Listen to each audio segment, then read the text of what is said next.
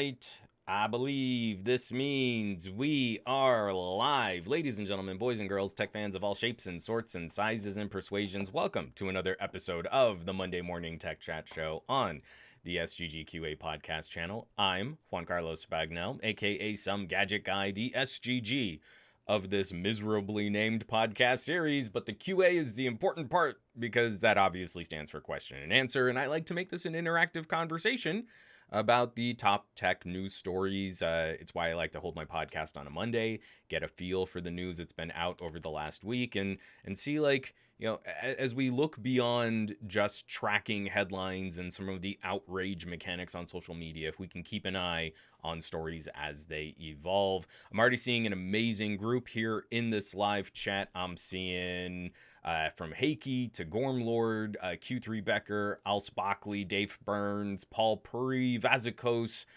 Gary the Fireman, Tech Valor, JMX Warrior, and Michael McCorcoran 3. And Alce Bockley has already jumped in with a bunch of tier 1 subs that I got to give a shout out to. Got to say a major thank you as Alce Bockley is gifting out to Clifton Thomas, Alpha Glix, Endless SC, It's Thexy Pat, and Dolly Spectra. Thank you so much. Thank you so much for supporting production. Gary the Fireman is subscribed for another, subscribed with Prime for another month. Paul Puri, he said my name, squee. Oh, and Gary the Fireman gifting a sub out to JMX Warrior. It blows me away, and I love having these conversations, and I love starting my week off by getting to nerd out with you fine folks. So the support and the participation, always greatly appreciated. We've got a really interesting show this week. It's a little news heavy. Not quite as much for the gadget block, as I'm kind of moving between a few things and I'm under embargo for a couple things. So there's some stuff that I can't talk about just yet. But I'm really excited because I really do want to try and preach more, getting more use out of our gadgets. I just had like another infuriating experience in the YouTube comments where, like, I can't believe they're real. At this point, I'm pretty sure people are just trolling. Someone was dropping in on one of my videos where I was talking about like Samsung versus OnePlus. And you're like, well, I don't care about SD cards, headphone jacks. I prefer lower resolution displays. They said it that way. I prefer lower resolution displays. I don't care that the CPU is throttled on Samsung. I don't care that it plays games worse than the S20. And obviously the S20 aesthetics were garbage. And you're like, you don't care about features. You don't care about performance. You're spending more on a phone to do what? And so this is like what passes for enlightened techie conversations in the comments on my videos. And I just feel like this is a community of people that, especially those of us in the chat, I feel like we've walked away from. Like, you contribute nothing to this conversation, and you're wasting everyone's time with comments like these. And like, there's no sort of self-awareness. Like, I'm happy to spend more on a phone of which I use for nothing. Excuse me. So, yes, I have been encouraging doing more. Finding those opportunities where pulling out a phone might actually be faster, more efficient, or more discreet than working on a laptop or going to a tablet. And that really came to a head. I put out a video. This is the phone challenge. Where is my Firefox? I keep moving around my OBS settings. So I did phone challenge, record a podcast, and this was also a fun giveaway with Rode microphones. The giveaway is over, but the challenge still stands. You've got this amazing magical pocket supercomputer, and it's got these phenomenal microphones built into it. And I'm saying this broadly. I'm not saying this to people who own $1,500 phones. I'm saying this to everybody. The amount of compute power, the quality of microphone, the larger displays, bigger batteries, like all of this filters down to like those of you using like a stylo, like an LG K series, a Galaxy A series, you're not left out of the discussion here. I'm speaking to you just as much as I'm speaking to someone who just bought a Galaxy S21 Ultra. I want to see that excitement again, and it makes me really sad. It makes me really sad that like when I talk to my family and friends that like when it's time for them to upgrade a phone, it's not an upgrade. It's an exhaustion point. It's like they are just not into the idea of switching to a new phone, and it's a hassle and it's expensive and it's going to do the same things my old phone did. And we're losing people along the way. People are getting left behind. You can put out every keynote and every unpacked event and every something special and talk about, oh, you're getting amazing power. Look at this unlabeled bar graph. It's like 3 times longer than the next bar graph that's unlabeled, and that's the power that you're getting.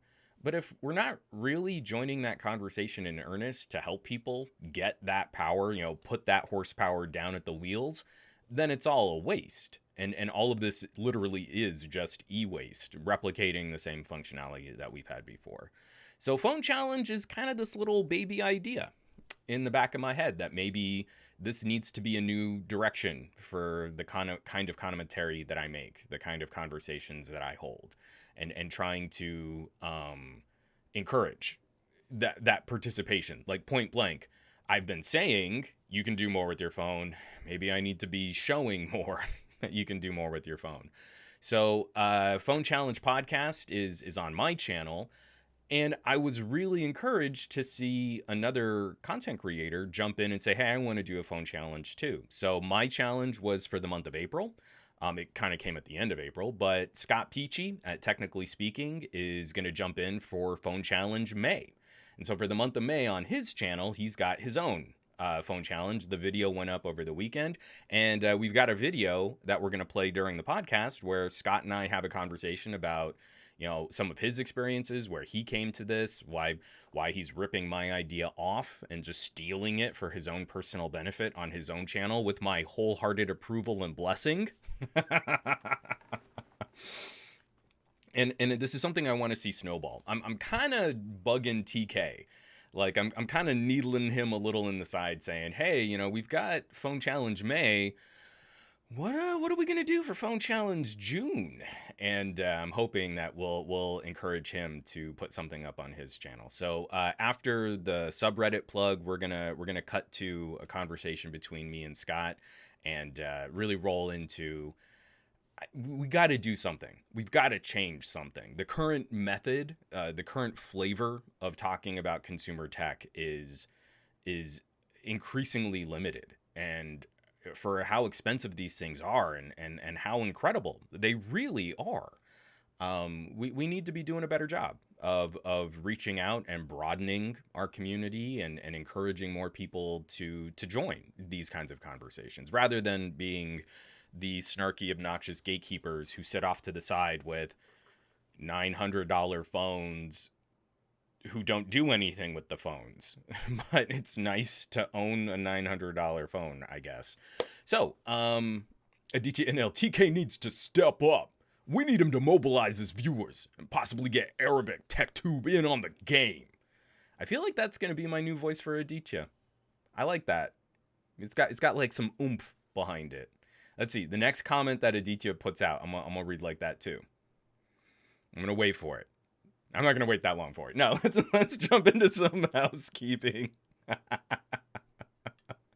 You guys, apologies again. Like, whatever's going on in Southern California, my allergies are still wrecking me. So I might be a little loopy again today. Just antihistamines, not a lot of sleep. It's been a lot.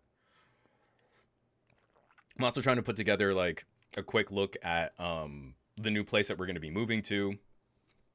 Hey, Heikki, I'm doing okay. Just happy to see you guys. Hope you're well. Like a DJ needed to end that with like, say hey to your mother for me. Chatty boy saying 17 minutes for housekeeping. Dave Burns has no faith in me at all. 25 minutes. So part of housekeeping is actually following up on some of these conversations that I've been having with some of my videos, podcast challenge.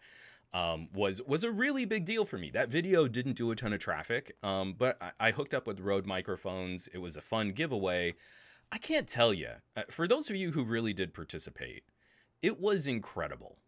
It really was kind of magical listening through the different podcast submissions that I got. And there were these wonderful, like, human conversations. Excuse me.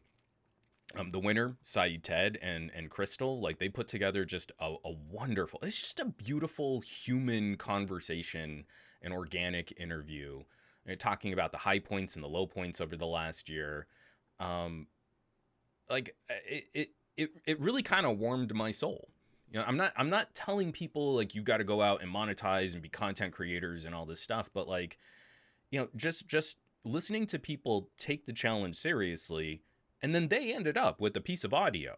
And maybe they'll never listen to it ever again. Maybe, you know, like in 30 years, they'll be like, oh yeah, that was a weird year. Hey, yeah, that's right. We recorded that thing about it. They could go back and listen, like a little time capsule.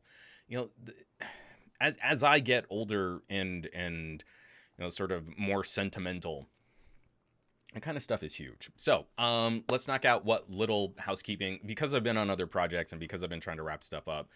Last week was a little lighter for me. I had to front load a lot of review work, but we did get to spend some time playing with the Black Shark 4. So a gaming phone, my first experience with the Snapdragon 870, and that was kind of the main focus of the video and the podcast. Not the podcast, the video and my blog post. Words are hard. So I've got a video out, Black Shark 4 gaming phone, premium performance, mid-range price. And then that's backed up by my Black Shark 4 by the benchmarks, a monster mid-ranger. And for a phone that retails MSRP at $499, this is an interesting comparative conversation. You know, you're really close to the pricing on a 1-year-old premium phone. The SoC is a minor tweak, kind of a refresh to the top of the line chipset from Qualcomm last year. There are some very specific focused gaming benefits. But then we're also kind of just in the same ballpark as like a Poco. So if you're familiar with all of the various permutations of Xiaomi devices, which I'm still getting up to speed, like I'm lost looking at the greater Xiaomi landscape. You know, spec for spec, this is very, very close to a phone that's less expensive.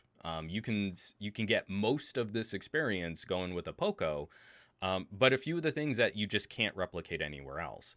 So this conversation isn't as easy as, well, it's got the same Snapdragon 870. You should just get a Poco. It's pretty much the same thing. Because, you know, a Black Shark is a gaming phone. That doesn't mean high refresh rate display anymore. Tons of phones, especially mid-rangers, now have high refresh rate displays. It's adding magnetic switched hardware shoulder triggers. Well, that costs money.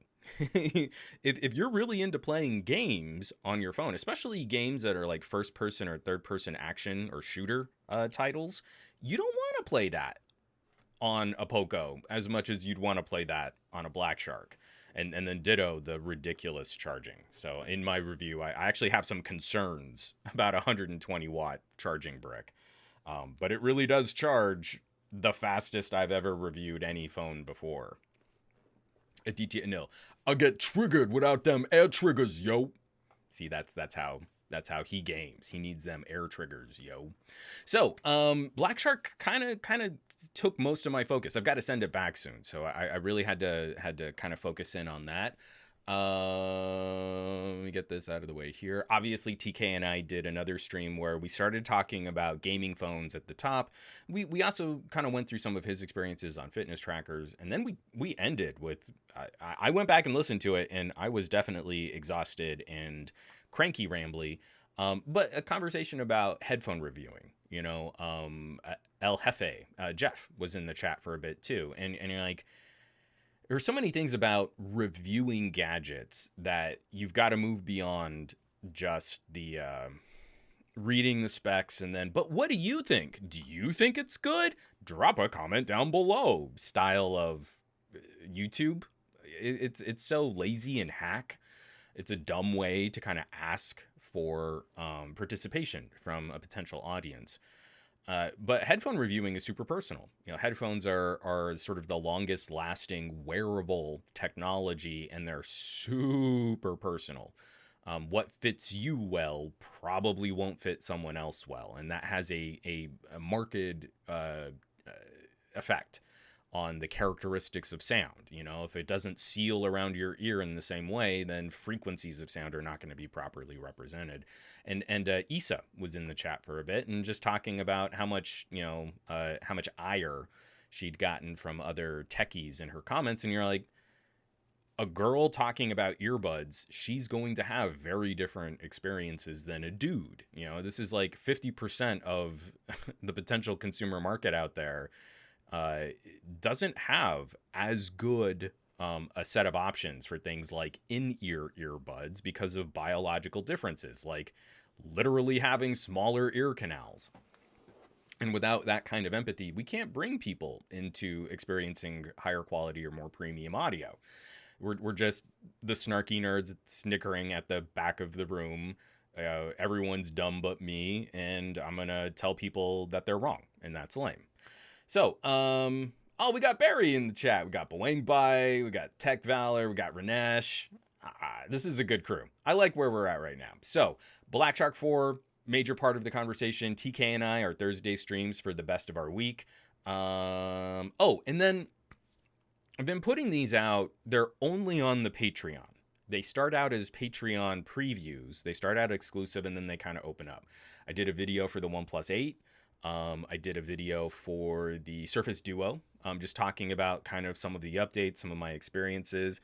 These are less produced, more relaxed fit, more conversational. And I was only going to do kind of a short follow-up on the LG Velvet. My South Korean model, LG Velvet, got the Android 11 update and then a follow-up update, like a little 200 meg kind of bug fix and security patch update. So that's available on the Patreon. What started out as just a quick I'm going to kind of talk about Android 11, turned into a 40-minute recording that I trimmed down to about a half hour of just like how sad I am to see features disappear on phones. I don't think the Velvet ever got a proper fair shot. It was compared against the G series from LG. Well, it's like a G series, but now it's a mid-ranger, and that's dumb. Why would you buy this phone if for like $100 or $200 more, you could just get a V60? Or, obviously the better phone this year is going to be a Galaxy of some kind. And it was so frustrating kind of looking back on where we were in 2020 and reviewing phones like the Velvet, that Velvet was never properly positioned against the right competition. It was a handful of reviewers who were pointing out like, hey, on most carriers, this is being sold at the same price as a Galaxy A71. And it's got a more premium construction. It's got wireless charging. It's got all the same features like a headphone jack. It's got a better headphone jack than the Galaxy. It's got memory card expansion. But it also has proper support for an active pen stylus. So what what Galaxy Note series phone with 5G support is going to come in that upper mid-ranger price? Because that's what you've got on a Velvet. It's got support for dual display. You can do all these different things with it. You can like game and watch video at the same time. It works really well. In fact, it plays Dead Cells better than my OnePlus 9 Pro can out of the box. It's so frustrating. Like Velvet was never given that kind of consideration. So that was just a sneak preview of the video. I spent about a half hour kind of talking about what our perception of these gadgets are, the comparative sort of review process where you couldn't just review Velvet, you had to make the Velvet a loser in a comparison that no one was asking for. And at the same time, I would go through and read reviews on like the Galaxy A71. What an amazing bargain. If you want that Galaxy experience, but you don't want to spend $1,000, this A71 is such a great phone. it's just steamrollering the competition. There's nothing in its class that really competes against it. And then Velvet was like, well, we couldn't get a G9 because LG's cheap. It's not good enough. It's too thick when you use it in a dual display case. It doesn't matter that you can take it out of the dual display case, and the dual display case is thinner than a Galaxy Fold. It's too thick, and no one's gonna use that. Just like, what are we doing? It's so sad. Oh, and TK's in the chat. Adit's just telling me to stretch. I was going down that path. That's essentially that is the boiled down version of the half-hour video that you can chat at that point.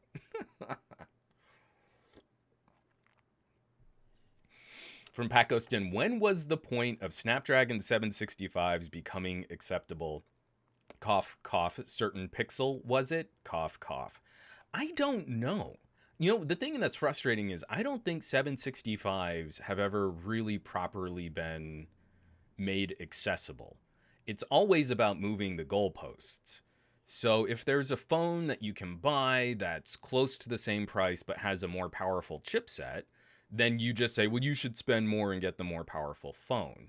The 765 seems to win when you're trying to front load a conversation about what average consumers really need. And then it's a point where you can kind of overlook the performance of a 765. It's good enough. I don't know that it's the 765 has ever been appreciated for what it is. I think it's more, will this help the phone I want to win in this kind of thumbs up, thumbs down review style? Or is this something that I just need to overlook? And it's a bummer. It's really silly. Oh yeah, McCorcoran 3. He says, yeah, A series doesn't have Dex either. He misspelled Dex at first. Yeah, that's another thing too. Let's say you wanted a phone A71 price. It's got a full desktop mode. I was writing scripts with it over the weekend again, just because I had broken it back out and I'd shot this video and I'm like, oh yeah, let me plug it into my next dock. Actually, no, I was using it with my UPerfect. But still, it's like, this works so well. I'm using Microsoft Word and streaming video, and I'm getting, I get a call from my wife, it's plugged into a proper laptop style experience. And it was a phone that full MSRP was the same price as an A71. And of course, we know that especially through carriers, you could have gotten BOGOs, you could have gotten sign-up deals, add-a-line deals. There was no way you were stuck paying full price to pick up a Velvet. So it's a bummer. Darn that autocorrect. Apparently, McCorcoran 3 is autocorrecting Dex a lot. So, Snorkel Bill is saying 765 working just fine for them. I also have the Pixel 4a 5G. I feel like there are so many arguments. So, Pixel 4a 5G to Velvet, that's a great conversation. Obviously, Google software support gonna be better. But if you're talking software versus hardware, the Velvet is. I still feel like the Velvet is going to be the last best feature complete mid-ranger ever sold. Stylus support, memory card, good headphone jack, wireless charging, dual display support, and a desktop mode. I don't think we're ever going to get that ever again. I think that's dead. And especially now, playing with a Black Shark, $499 gaming phone, Snapdragon 870, no video output. So I can't plug that into a TV if I want to sort of move my games to a larger living room experience. That's not a thing it can do.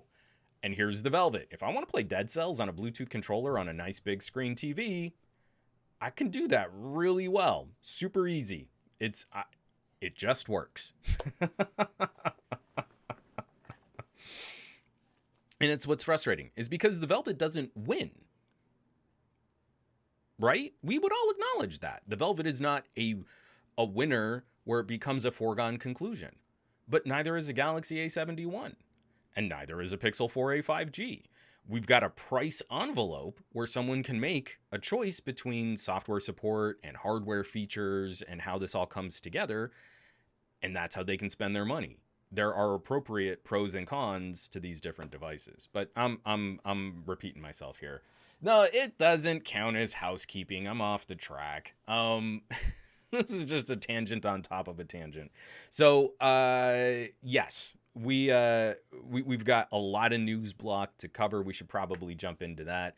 Obviously, everything that we're going to be talking about, all of the links, all of the clips, Scott Peachey's video for Phone Challenge 2, everything's going to be available on the show notes for this week's episode on SomeGadgetGuy.com. All right. Technically, I did beat 25 minutes.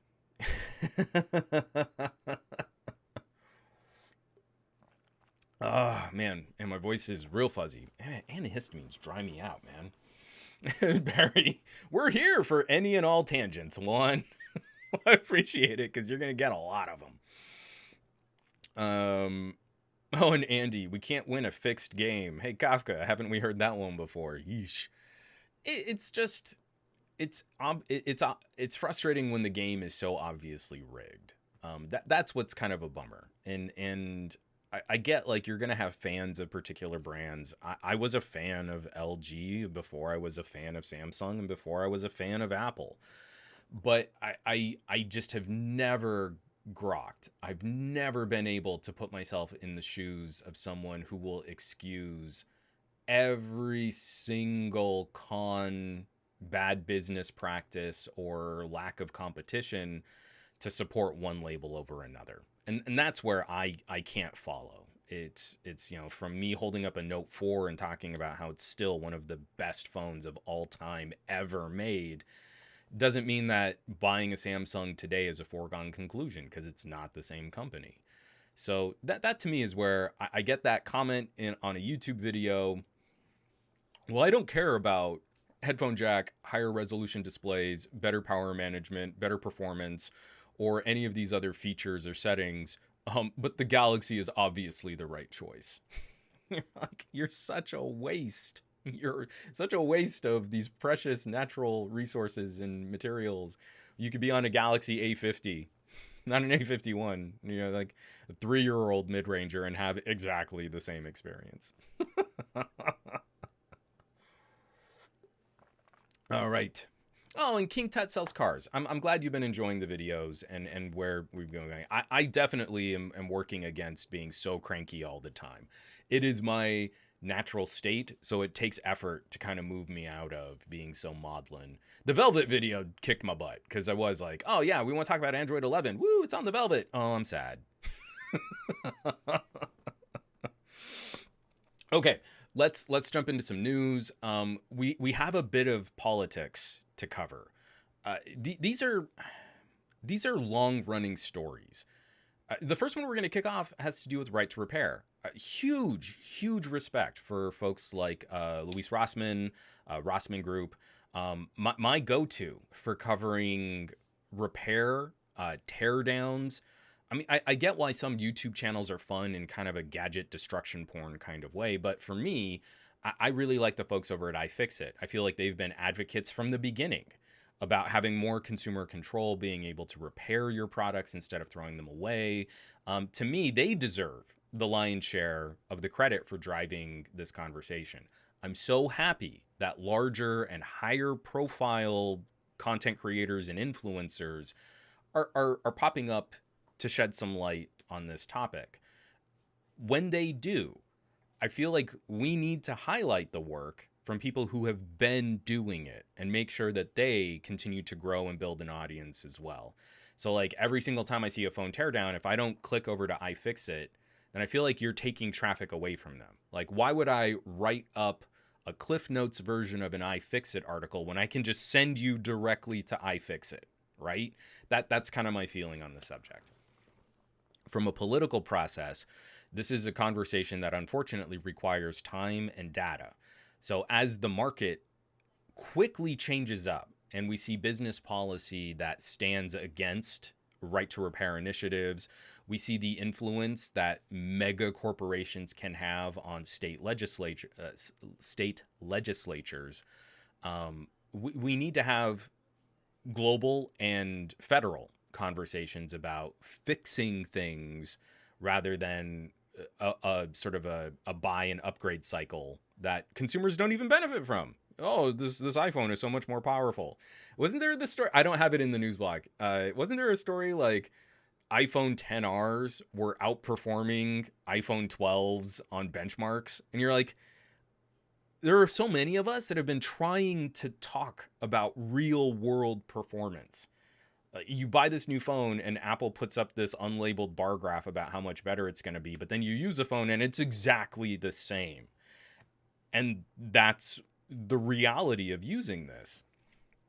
So, yes, where we're at right now, we are starting to get some of this analysis back from regulatory agencies.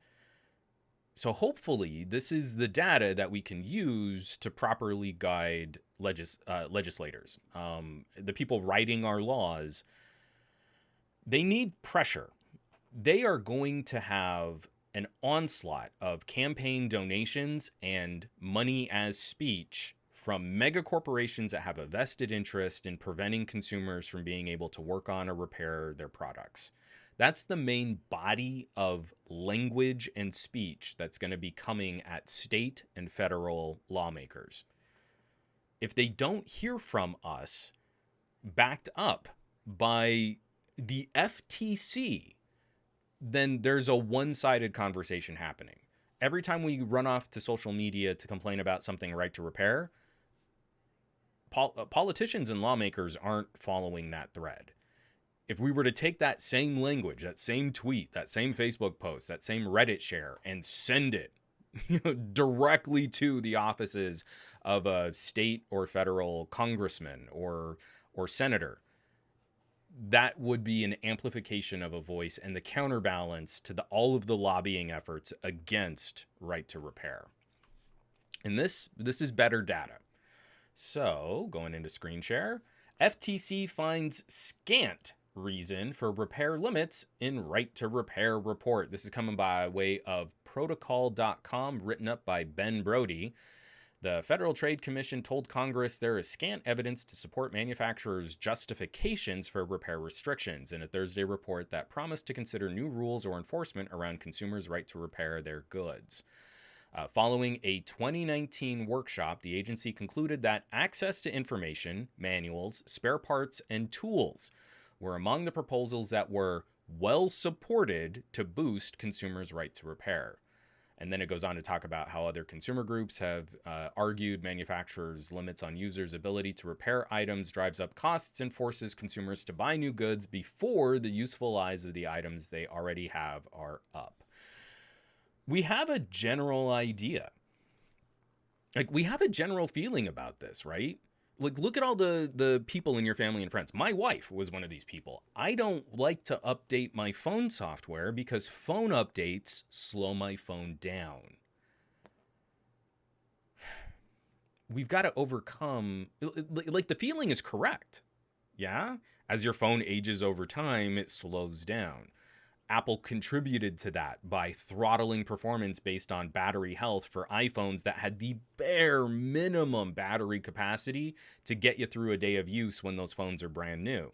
But if you were a heavy user of your phone, that battery would degrade quickly, and then they would throttle the performance with no accountability and no discussion for the consumers using that phone. So you get that feeling, I updated to the newest version of iOS, and now my phone is slower and stuttery, and it doesn't just work like it used to just work. It just worked.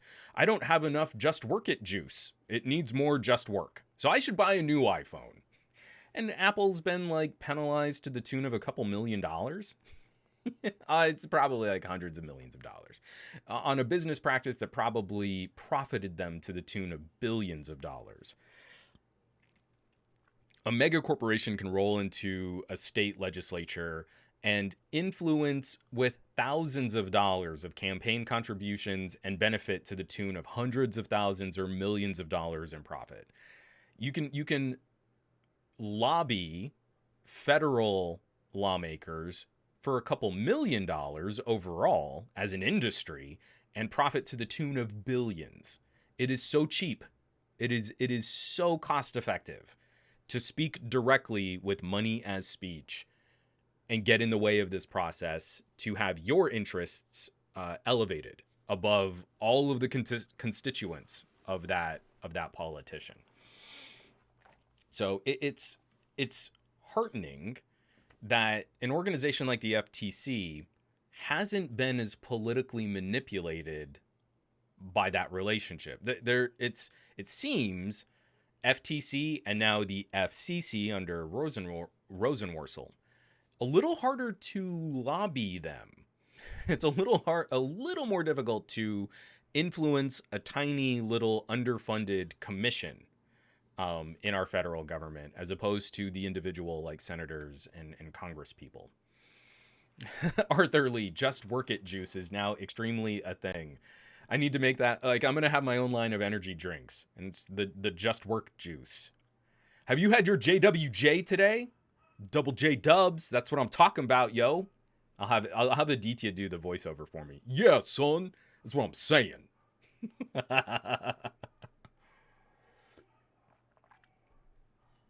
Simon says, Hypno, it used to irk me that Apple would literally change the screws to try and thwart third-party repair on their laptops.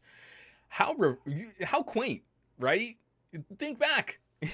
We were so angry about the different lobed screws that they would use. Now I would kill for that era of Apple where you could really get into and replace components and not have them serialized, where they would brick your gadgets if you didn't take it to a proper Apple repair shop to verify the Apple certified component that you were trying to put into your phone. So this is good data. Check out what's going on at the FTC. Use this. I mean, I've got a link to protocol here, but we can use this FTC data, link it and share it. Link it and share it. And drop an email directly to your local elected officials. I support Right to Repair. I'm seeking your support for this initiative, for future generations, for the health of our planet, to conserve resources, valuable resources, and to make more money in the long run. I want consumers to be able to fix their gadgets, and the FTC supports this with this data. Love, Juan Bagnell. Put in your own name, but don't put in mine. And don't copy that word for word. Like, change a few things so it doesn't look like you were copying directly off of my paper there. From Pat Ostin, updates slow down my Android phone. Laughs in Pine phone. That is slow by default, but getting progressively more user friendly. And that's another thing too. I mean, again, I really liked, phones like the Stylo. I didn't see a problem recommending it on a sale, because it's like, yeah, this phone is pokey and slow. This is not going to win any awards. It's kind of painful to multitask with, but I put on a video and I plug in some headphones and like, oh yeah, I'm just running with this. Like, this is a great phone. Like when I'm sitting and I'm using it and it's just in the app that I want to use, like, this is great. If I got the phone for under $150 after tax and shipping, so I don't feel that bad about it. Like if if you can communicate that. I love that Pine phone. It's already slow. Suckers. Riding the politics trend. We've got two stories that are kind of back to back here from Ars Technica. Both written up by John Brodkin. Again, another writer that I hope you're following if you're interested in the conversation surrounding money, tech, politics, and infrastructure. He does great work. I really like following his write-ups on this industry. So, I feel like all of us are going to be shocked to our core. During the last presidential administration, we had a head of the FCC who was heck bent on dismantling net neutrality for the benefit of consumers. What was really standing in the way of consumers was all of this heavy-handed, restrictive, authoritarian regulating of the internet. And once we got rid of net neutrality, we were going to be free. The shackles were going to be off. broadband expansion was going to explode. Businesses were going to see like the benefit of not having to deal with these oppressive regulations, and broadband, you were going to see that free market was going to bring down the price of broadband. And I don't know how we could have gone wrong.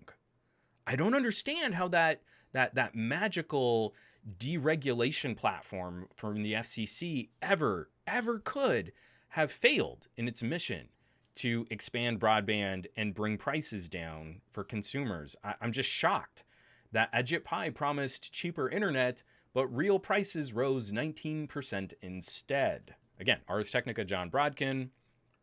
The average U.S. home internet bill increased 19% during the first 3 years of the Trump administration, disproving former Federal Communications Commission Chairman Ajit Pai's claim that deregulation lowered prices, according to a new report by advocacy group Free Press. For tens of millions of families that are not wealthy, quote, these increases are felt deeply, forcing difficult decisions about which services to forego so they can maintain critical internet access services. The 19% Trump-era increase is adjusted for inflation to match the value of 2020 dollars, with the monthly cost rising from $39.35 in 2016 to $47.01 in 2019. Without the inflation adjustment, the average household internet price rose from $36.48 to $46.38, an increase of 27%. So, not only are we getting less value for our money, but yeah, I haven't seen any substantial, that's a better word. I haven't seen any substantial improvement in service. I get pretty good cable service where I live. My upload speeds are terrible, so it's kind of a coin flip whether or not I can actually host this stream. But, I've been paying more. My prices have gone up. It's the same service. The infrastructure's there. They're just babysitting and managing what's already been established. And they probably got zoning deals, tax breaks, and sweetheart pricing considerations to be a monopoly in my area. And I have no competition, so I can't take my money anywhere else. Who could have foreseen this except for all of the people that were yelling and shouting and screaming that deregulating this market in its current state is a bad idea? I am for net neutrality for somewhat conservative reasons. I feel we need to reestablish some kind of a more level playing field. It's never going to be perfectly level. And then I want to see if a company is a private entity and they keep their profits private, they should be able to compete with their own funds. They shouldn't be benefiting from public funds and public tax dollars to improve their profit margin. I feel like that's fair. If as soon as public funds go into a private corporation, then there needs to be accountability and oversight, and we get to have a say. It's our tax dollars. We get to have a say on what goes on with your business. This policy was yet another way to funnel more public funds, more tax dollars, and raise prices on consumers. So ISPs have been able to triple dip. They make money on sending content, they make money on receiving content, and then they get money from the government. So I don't feel they're public. I don't feel they're private companies. I feel like at this point we should just kind of nudge them out of the way and go to municipal broadband, unless they're really willing to compete. And by compete, they've got to put their money into their own infrastructure to make their product, to make their service better than a competitor, which means we need to have competition, and it means I need to have more than one choice in plugging in a truly broadband cable into my home to get all of the internet accesses. Dave Burns.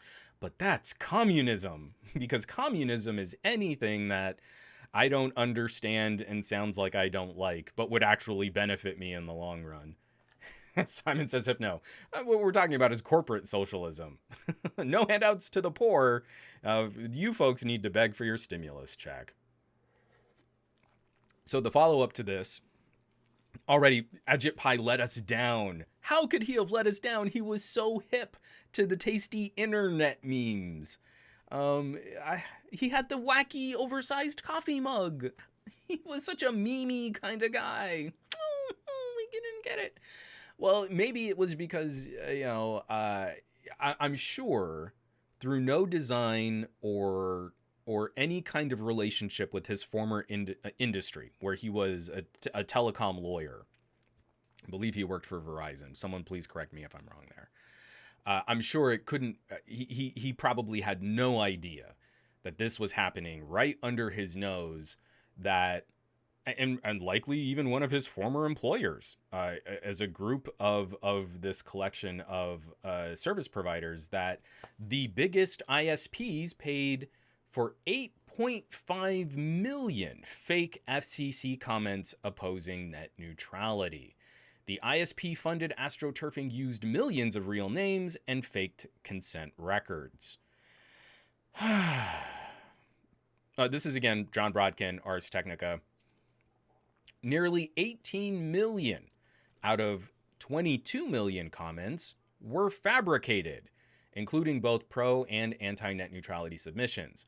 One 19-year-old submitted 7.7 million pro-net neutrality comments under fake, randomly generated names. But the astroturfing effort, funded by the broadband industry, stood out because it used real people's names without their consent, with third-party firms hired by the industry faking consent records. The New York Attorney General's office began its investigation in 2017 and said it faced stonewalling from then FCC Chairman Ajit Pai, who refused requests for evidence. But after a years-long process of obtaining and analyzing tens of thousands of internal emails, planning documents, bank records, invoices, and data comprising hundreds of millions of records, the New York Attorney General said it, quote, found that millions of fake comments were submitted through a secret campaign funded by the country's largest broadband companies to manufacture support for the repeal of existing net neutrality rules. Again, we knew. There was an anti-net neutrality comment posted by Barack Hussein Obama with all of the data of the former president linked to that submission. And we yelled about it and we complained. When we talk about, oh, well, both sides do this or both sides are terrible, it was a decades-long fight to get net neutrality installed under Tom Wheeler, President Obama's head of the FCC. And I thought Wheeler was going to be a telecom shill because he used to work as a lawyer, as a lobbyist for the telecom industry. But in fact, he actually took his role seriously at the FCC.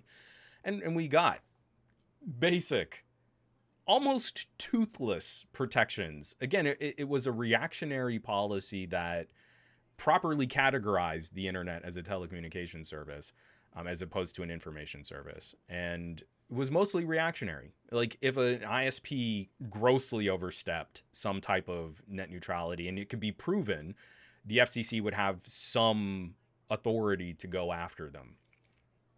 There was nothing about repealing net neutrality that was ever going to be a consumer benefit. If you are pro-business and you're conservative, repealing the largely weak and toothless federal standard is bad for business. So getting rid of net neutrality, I would have to ask you, why do you hate businesses? Why are you as a conservative against a policy that is, in the long term, better for businesses than what we're going to currently end up with New York and California and every state in between having their own different take on how the internet should be regulated? It doesn't work. Again, I understand this kind of libertarian idea where the free market should be able to course correct and adjust for itself. But in an era of deregulation where the commission responsible for trying to protect consumer interests is occupied by an obvious telecom shill who will get to rewrite all the rules in favor of a handful of monopolistic players, you can't have your libertarian fantasy of a free and open market that will actually compete. We need to course correct, and then hopefully we can look at weakening some of these regulations. But we can't do that until we have some kind of competitive market again. Hate to say it, but you're sort of on our side. Um, Again, we knew. We knew. We knew this was all fake. We knew that this was astroturfed. We needed the data so that you could actually build some kind of legal argument, and they blocked us. They blocked us until the damage had been done, and we were years away from being able to kind of course correct or repair that damage. And now it's going to be so much more difficult to get that back through, especially with our current elected officials. Like the current politicians that are going to be debating this in state and federal arenas, it's all going to be hyper partisan, super divisive. They're trying to destroy your freedom. They're trying to oppress you. What about free speech? And it's all going to be the poopiest circus of cable news grandstanding, instead of getting to a practical benefit that will improve service for consumers and actually reduce costs for carriers and ISPs. At some point, you can have a federal standard that overrides what the states are doing. That's a conversation we need to have between federal authority and states' rights, and then you end up at a policy that kind of makes sense for everybody, even if it's a little weak-willed. Better for businesses, better for consumers. And we knew that this was how it was going to go down.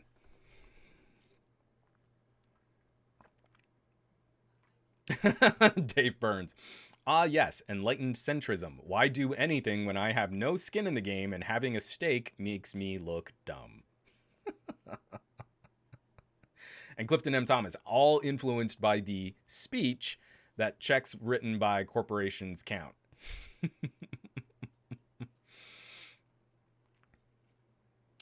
It's frustrating because it works. We fought long and hard to get this reasonable policy in place with good ideas. The original open internet order was laughably weak, and Verizon still felt like they had to sue it into oblivion. I want to wrap this up, wrapping up the news block here. Just kind of talking about Apple. Again, this is another legal quandary that we find ourselves in. There's the Apple versus Epic lawsuit. In the EU, we're seeing a different take on Apple's App Store in an anti-competitive or monopolistic sense. As there was recently, we talked about it, the court case between Apple and Spotify. And recently, I'd like to add AirTags to this conversation as well. Apple looks at a competing service, sees that there's something in there that could benefit their current business model. They leverage their entire infrastructure, and I mean that not in terms of just manufacturing, but also their consumer base, to push out a competing product. You look at AirTags versus Tile. Tile has existed for a while. This is a good idea. A little Bluetooth tag, it alerts you to when something's lost. And when you install the Tile app, you can choose to join a network of other Tile users in case one of your products goes missing. It can ping Tile servers if another Tile user happens to be near it. You can get kind of like a ping on that last known location. But it's restricted to Tile's app and to Tile service. So what does Apple do? They see that's a good idea. Location-based tracking, it's a consumer benefit. It is a consumer benefit. It's a benefit to have some kind of trackable, where your products were. And what Apple can do is Apple can just make it a part of the Find My iPhone, Find My Phone network. Well, instead of having just this one little community of people who agreed to be trackers for Tile, we'll just turn it on for all iPhone users. We'll opt everyone in. That makes for a better service. Isn't that better? Except for the fact that Apple's also been posturing about all this like data privacy and data security and people confusing security for privacy and just like you're so cranky about Facebook and you're making your platform better for consumers there, where people can choose to be tracked by Facebook ad servers. But when it comes to Find My Phone style location tracking, you're just turning it on for everybody, whether or not they own AirTags. I feel that's a little hypocritical. I feel that's a bit disingenuous when you really say you care about security and privacy and all that. You're making your product better at the expense of a competitor, shutting that competitor out of a benefit that you have access to in the humongous community of iOS users. And then you get to claim, oh no, it's still competition. You don't have to use AirTags, but we signed you in. I feel like that's problematic. So in this Apple versus Epic lawsuit on app stores and the 30% commission that Apple makes on every purchase that goes through iOS devices, yeah, the emails and the data that we're getting out still doesn't make Apple look great. I'm not siding with Epic. Like, I don't have a horse in this race in that I like Epic better than Apple. But I feel Epic is making a stronger overall argument about the restrictive processes of the Apple App Store, the inconsistency that Apple treats individual developers. Because if Apple needs a developer, they get special rules. If Apple doesn't feel they need you on the App Store, you are facing the most punitive version of Apple. And that's kind of the data that we're getting out of some of these disclosures, some of these email threads. So this one was written up by Mike Peterson over at Apple Insider. Apple has a whitelist of developers who can access unique App Store features. And we saw this break down. A couple of outlets wrote this up where Phil Schiller was looking into some of the business practices from companies like Hulu. And so when Hulu first started using the Apple App Store, there was a special API where Hulu was big enough that they could create a special refund and rebuy. There was a special refund and cancellation API. So Hulu was allowed to offer, if you're using Hulu through an iPhone and you signed up through an iPhone, what you can do, you can cancel this and then you can automatically go through the web, go through a browser, desktop, laptop, whatever, and pay for Hulu directly that way. Those tools have been accessible to some apps, but not all apps. And again, Tim Cook covered his rear well enough. I don't know if you all remember a while back when we had that Senate antitrust hearing with Facebook and Apple and Amazon and Google all testifying to various business practices. Tim Cook was just tripping over. We don't bully on our platform. We don't go after developers except WordPress and Spotify. We don't steal. That's not in the Apple DNA. We're not that kind of company. All developers are treated equal. And then immediately the follow-up question was, but don't some apps have like special considerations? And he was like, well, yes, there are, if a certain app reaches this kind of threshold, we have different rules for them, but all developers are treated the same. And you're like, well, that's kind of a lie. And he was under oath. And then we get this data out where Apple was like jumping through hoops to redefine the rules on how they were doing business with services like Hulu. And then they eventually they get away from using that API where someone could refund or cancel a subscription through. So they made it more difficult for consumers to do business directly with Hulu. They acted as a walled off gatekeeper, preventing that kind of interaction.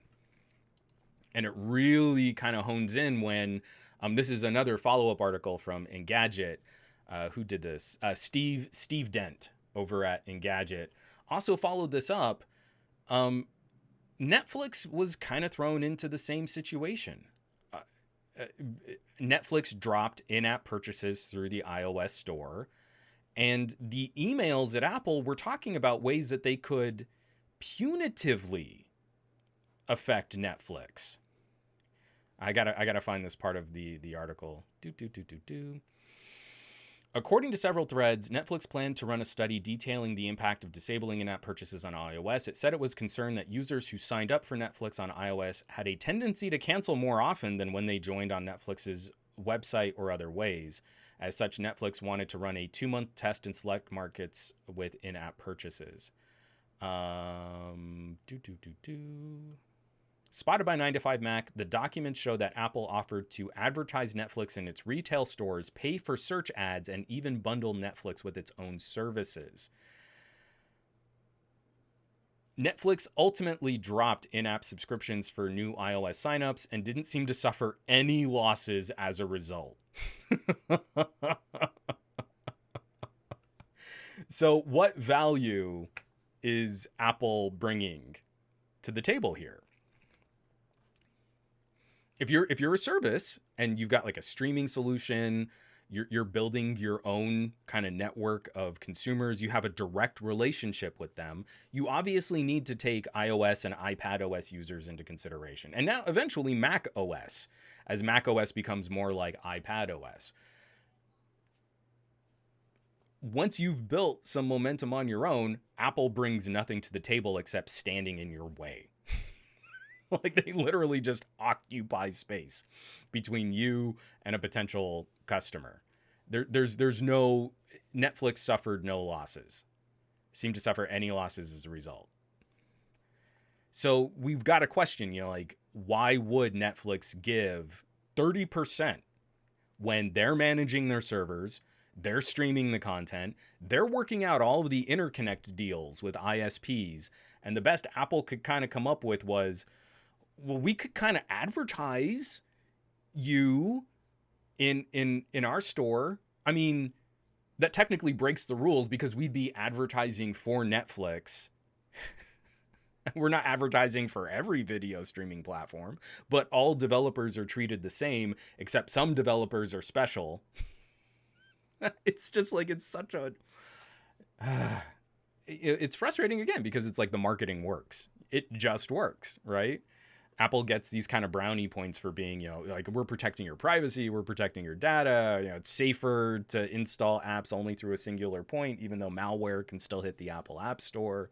No, there needs to be some kind of market correction here.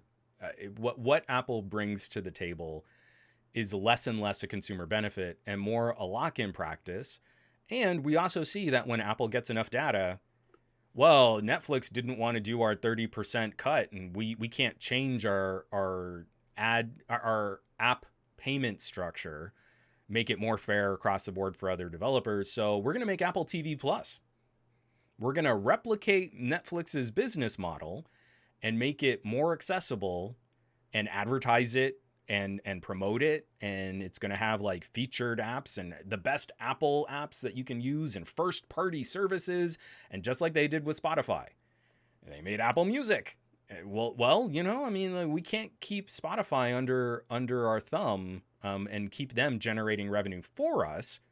We'll make our own Spotify with blackjack and people who are friendly for money.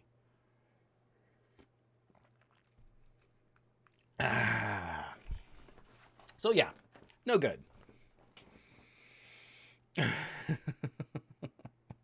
Sorry, I'm seeing a DTNL shocked Pikachu face. What? Gary the Fireman, iPhones don't get viruses, malware, or bugs, except for the malware that has actually made it onto the Apple App Store. And all of the we talked about this briefly a couple weeks back too, the sort of army of fake services that rip off real developers and then charge ridiculous subscription prices. Like, you want a keyboard for your Apple Watch, $100 a year. It's ridiculous. So that's going to do it for the news block here. Lots of cranky, right? I'm feeling like we had the politics news, court cases to keep up with. When we're looking at Microsoft recently changed their split for their game publishing division. What did they drop it to? Wasn't it like 15% or 10% or 12%, somewhere in there? And again, you can see like that's a targeted business move to flesh out their Xbox and Game Pass catalog. But at the same time, it's an end run around some of the longer term looks at business practices. With Apple under the spotlight for the App Store and the commission that Apple charges, it behooves Microsoft to make a more magnanimous gesture, like cutting the commission rate for developers, and it makes them look more competitive. They've recently bought up a number of studios, so if they've got more third-party studios on their software platform, it also helps them in any kind of antitrust regulating in the EU, especially where I feel Microsoft still would probably get more scrutiny than Apple would for a lot of these business practices. For some reason, we have the genetic memory of Microsoft put a web browser on Windows. That's anti-competitive. But here, Apple is knocking off like Tile, Spotify, Netflix, charging other developers 30% commissions on things that they don't have to manage. Like, Apple's overdue a little scrutiny there. Paul Purry, blackjack and courtesans.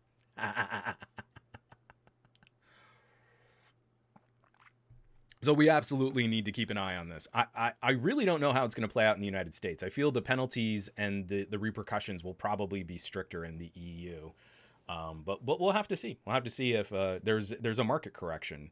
And I feel like once there is, it's going to be better for consumers, better for developers. I don't think Apple's ever going to open up the iPhone. You know, like there's not going to be side loading apps on iPhones. Like that's not going to be a thing. But if they're forced to do business in a more reasonable way, that's going to be better for consumers, developers. It's going to be better for everyone. Nick Fell, oh man, I completely forgot about the Windows Internet Explorer precedent. Again, we got real upset. The browser wars were real. You know, like that was intense. It was way more intense than the Pepsi challenge, right? You know, like people were lit up. But we've lobster potted since then. Like we've kind of slowly turned the temperature up on services. And now we're kind of, I mean, it works. It works really well. I don't care if I don't have a choice or competition. Why would I care? It works. It works fine. It does what I need it to do. And you're like, that's not how this works. Or at least it shouldn't be.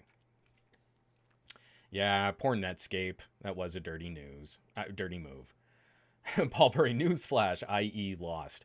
Sadly, Internet Explorer still has way more like browser share than it should, even with Microsoft aggressively trying to kill it for Edge.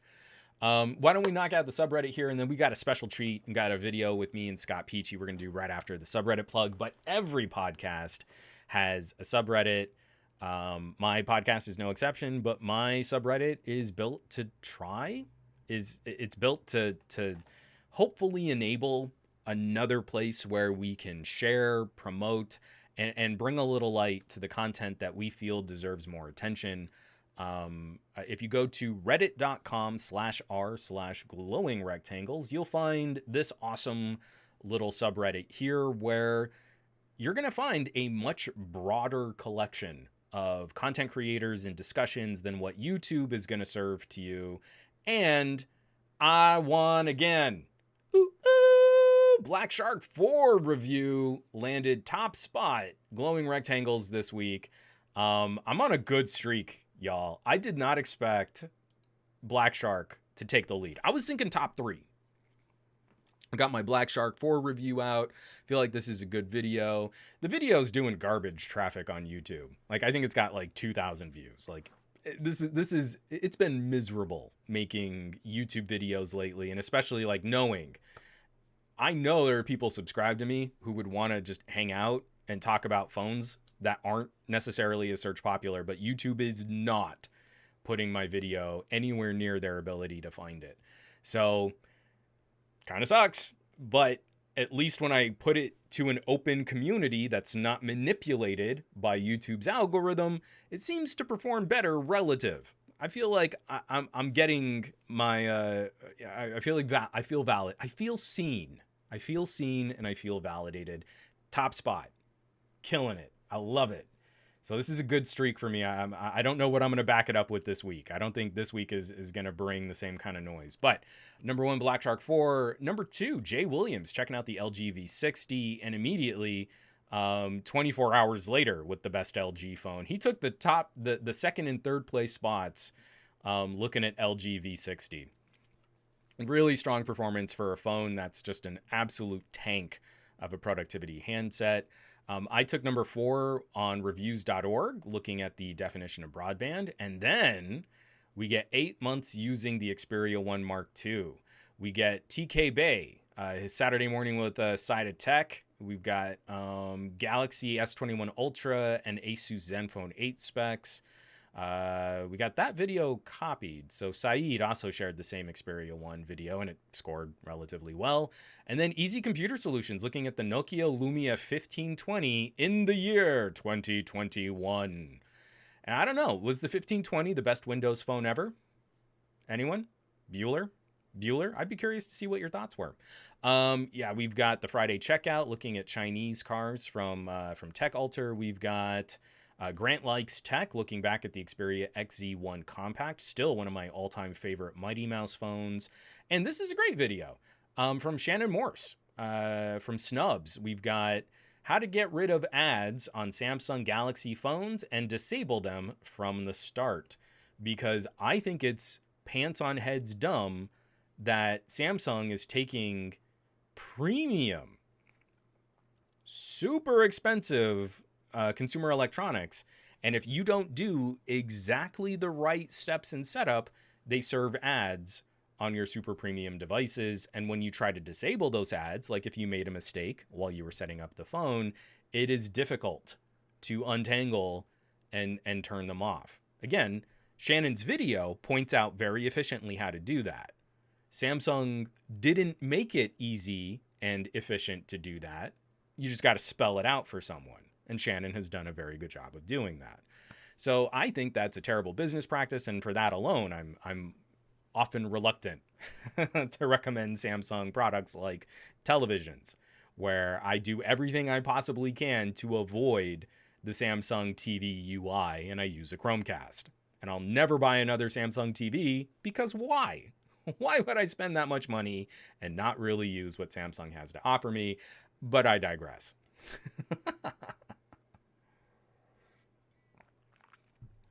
So, participation. We had a strong showing on the podcast this week. We're up another 4 or 5 subscribers. What are we at right now? 1,771 viewers, subscribers, contributors, and some brilliant conversations. You know, we got Tech Odyssey, we got El Jefe, we've got Luis Rossman. Tech Potato did a great video on IBM's 2-nanometer fabrication process. Excuse me. Again, I love Ian's videos. And what's your minimum specification? If you really want to dig into architecture, processor design, and the real world costs of bringing those products to market, I absolutely love this video series from Dr. Ian. Tech Potato is great. And I just like his vibe, because you can also see those moments where he's like, okay, this is confusing and I don't really get why the company's doing this. And it's so organic. But then you'll flip it around for this other video where he's talking about IBM, and you can see he's like a little lit up about it. It's just fun when you see kind of that honest nerd pop out. And it's not just, well, I'm doing this for clicks. It's, no, this is cool. Pay attention. Check this out. So folks, reddit.com/r/glowing rectangles. Super cool. I'm week after week, I'm finding new stuff. There's cool stuff being shared. We're seeing some channels grow. We're seeing people participate. We always need more. More sharing, more contributing, comments. Don't be shy with the upvotes. Drop in once a week and just click a couple up arrows, and that helps someone potentially find an audience that they might not have been able to find before. Reddit.com/r/glowing rectangles. It's good times. I hope to see you there. It's good. All right. From Clifton M. Thomas, where you served ads on the Black Shark. I know Xiaomi is really bad about it. Okay. For my Mi 11 Lite, I signed into, again, I followed the setup and I signed into everything to really kind of get a feel for what the Xiaomi experience was. So I was definitely getting served ads on the Mi 11. For the Black Shark, because I had limited time with it, and I've got to send it. I've got to wipe it out and send it back probably in another day or two. I abbreviated a lot of my kind of longer term. Let's look at this. Let's wait for some updates. Let's take our time with it. And so a part of that was also just like I signed into nothing. There was no Xiaomi experience, no nothing. I put in one Gmail account, downloaded all of the apps that I needed, and then just focused on playing games and testing performance. I feel that's more in keeping with the Black Shark conversation anyway. The thing that's concerning about Xiaomi are the number of services where you still see or feel the hand of Xiaomi influencing what's going on, and then the services where you feel like they should have nothing to do with your behavior or data. Let me see if I can hold on. I don't know if the Black Shark is on. Oh, it's not. All right. So you'll just have to take my word for it. You go to your Black Shark and you're like, hey, I need to use the calculator. I haven't signed into any of the Xiaomi services. It's a calculator. And I tap on it and it starts asking for permissions. I don't feel any calculator app should have any permissions for user data, phone call state, anything. And that's just kind of the core thing of a Xiaomi is you run into those situations.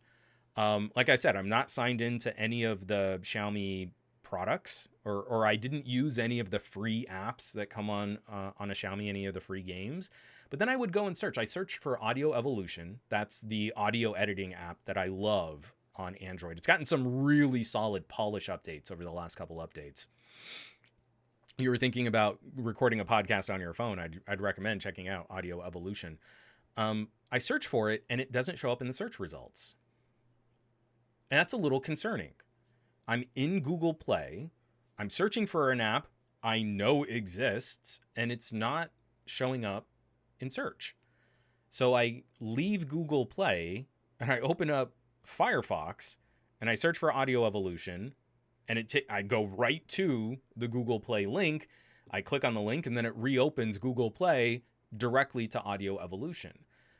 So I can't 100% claim that I know what's happening there, but there's some data to suggest that Xiaomi is getting involved in the app selection and app installation process, even if I'm not getting like the ads that I got. On the Mi 11 I showed, like you would go to install an app and there'd be like a special app scanning security process that Xiaomi would sort of wedge in between you and Google Play.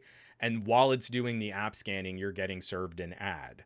And you're like, okay, I don't need your help to install my most commonly used apps on Google Play. So I eventually turned that off. That's not a benefit for me. But it seems like there's still an aspect of that happening on other phones like the Black Shark. So it's not just there's this big banner advertisement. It's how is this thing handling my personal data? Why is it requesting special permissions for commonly used services like calculators? And is it really influencing or inserting itself in between me and the other services? Like, I'm just kind of surprised. Like, I feel Google, who makes so much of their money on user data, behavior, trends, and advertising, would be concerned about a Xiaomi influencing search results in Google Play. Like, to me, that seems like that would be a massive conflict. You know, that two companies would have lawyers pointing at each other Spider-Man style. No, you, no, you. You can't track their data. We're tracking their data. Nuh-uh. You know, like that to me seems like it would be a very sensitive thing to have happen there. So I'm so much less familiar with Xiaomi products. Like this is another one I'm at some point going to circle back and try and get my hands on a Mi 11 Ultra because I really want to see what that camera sensor can do. But along the way, I feel like there's a very precious, like a very tangible conversation that needs to be had about software and hardware. you can buy a Xiaomi and get incredible hardware for a very reasonable price, but that has to come with an examination of updates and other business practices. And it's not a don't buy. It's not a I think you should ignore Xiaomi. It's just the realities of using a modern connected device in this day and age and getting the price that you're getting for this hardware needs to come with some kind of counterbalance. And if we're not upfront about that conversation or we try to ignore parts of that conversation, then we're not really doing our job as techies.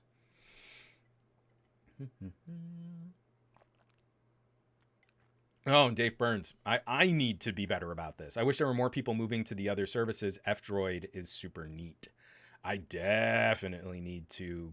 I mean, because I was planning some of those other conversations. Like, I still install Here Maps.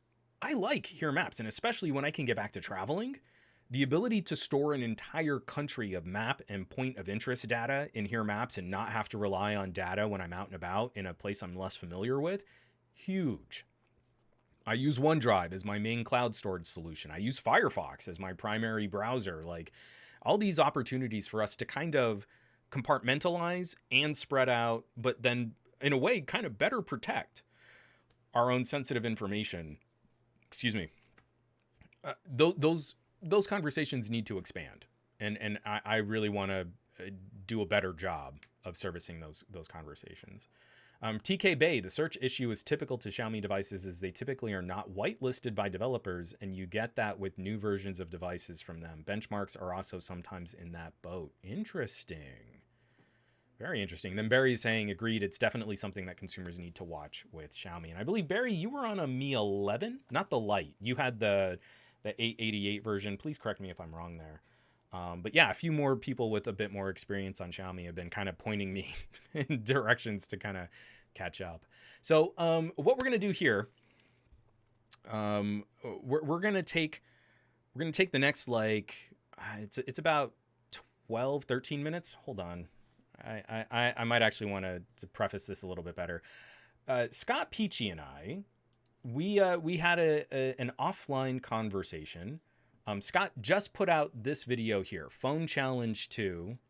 I'm gonna find it's hard when someone's talking. That's a better look at Scott. Scott is a much happier and smilier individual than this photo, this screenshot would otherwise indicate.